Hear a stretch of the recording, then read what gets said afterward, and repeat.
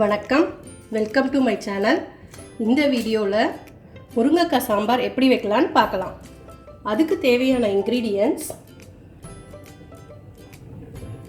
முருங்கைக்காய் 10லேருந்து 12 சின்ன வெங்காயம் இல்லைன்னா பெரிய வெங்காயம், தக்காளி பெரிய சைஸ் 1, சாம்பார் தூள், புளி ஒரு நெல்லிக்காய் அளவு,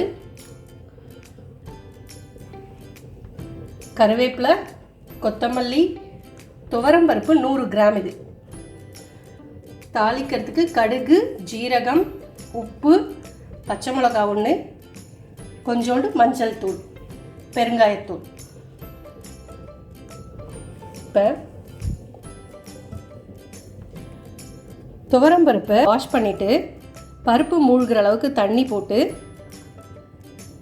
கொஞ்சமாக மஞ்சள் தூள், பெருங்காயத்தூள் கொஞ்சம் போட்டு ½ அன் ஹவர் ஊற வச்சுட்டு குக்கரில் 3லேருந்து 4 விசில் வச்சு எடுத்துன்னு வந்துடலாம். பருப்பு வேக வச்சு எடுத்துன்னு வந்தாச்சு. பருப்பு இந்த மாதிரி நல்லா வெந்திருக்கணும். பருப்பு வேகலைன்னா சாம்பார் நல்லா இருக்காது.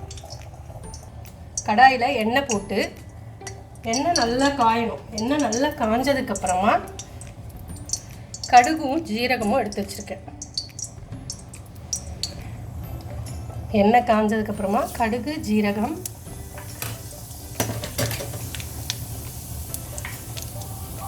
கடுகு நல்லா பொரிஞ்சதுக்கப்புறமா கொஞ்சமாக பெருங்காயத்தூள்,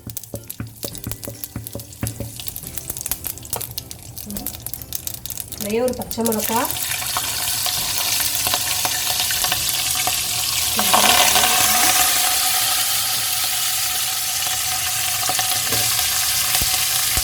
சின்ன வெங்காயம்,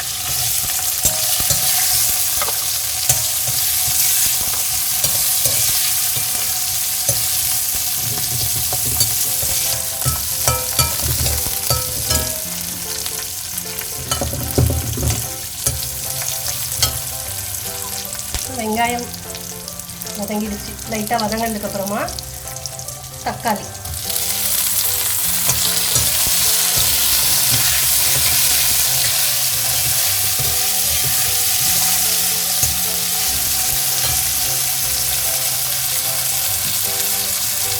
வெங்காயம் போட்டு ஒரு 2 மினிட்ஸ் வதக்குங்க. வெங்காயம் வதங்கினதுக்கப்புறம் தக்காளி போட்டு ஒரு 2 மினிட்ஸ் வதக்குங்க.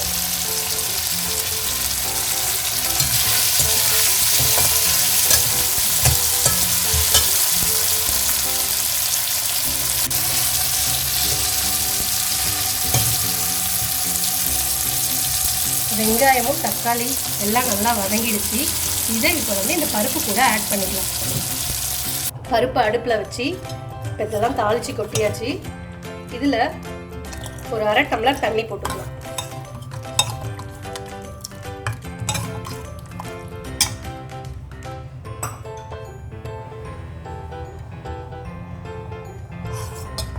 சாம்பார் தூள் இந்த டீஸ்பூனால் 1, 2, 3 டீஸ்பூன் போட்டிருக்கேன்.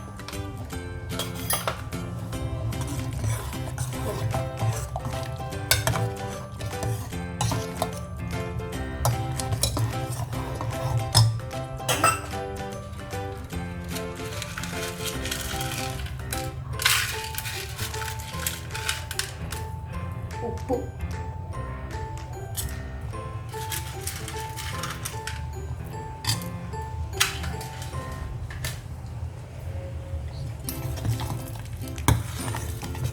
இது ஒரு 2 நிமிஷம் கொதிக்கட்டும்.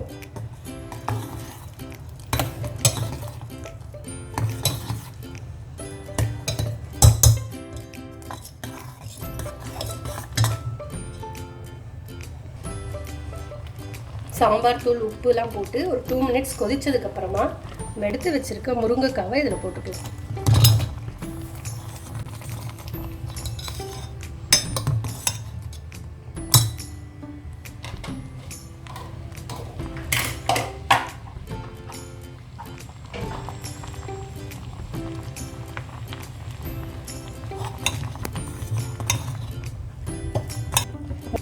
இந்த முருங்கைக்காய் போட்டு இப்போ வந்து புளியை வந்து கரைச்சி கிட்டத்தட்ட இது 1 டம்ளர் இருக்கும். 1 டம்ளர் தண்ணி வச்சுருக்கேன், அதை இதில் ஆட் பண்ணிக்கலாம்.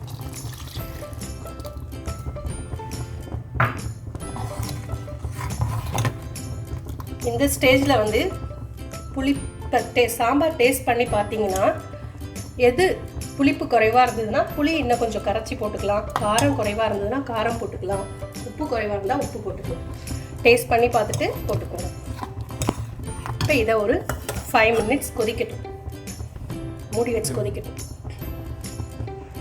இந்த முருங்கைக்காய் வேகிற அளவுக்கு கொதிக்கட்டும். 5 மினிட்ஸ் ஆகிடுச்சு. இப்போ இதில் ஒரே ஒரு டேபிள் ஸ்பூன் நெய் போட்டுக்கலாம்.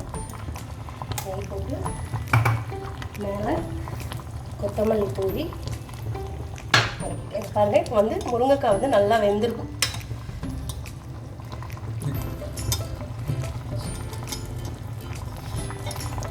அவ்வளோதான்.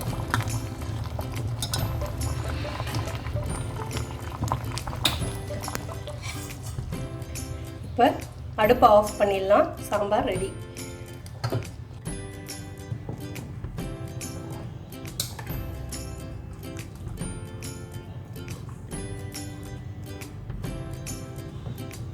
நான் சொன்ன இதே அளவே போட்டு சாம்பார் வைங்க, சூப்பராக இருக்கும் சாம்பார். சாம்பார் தூள் அளவு வந்து என்னோடய நெக்ஸ்ட் வீடியோவில் நான் உங்களுக்கு கொடுக்குறேன்.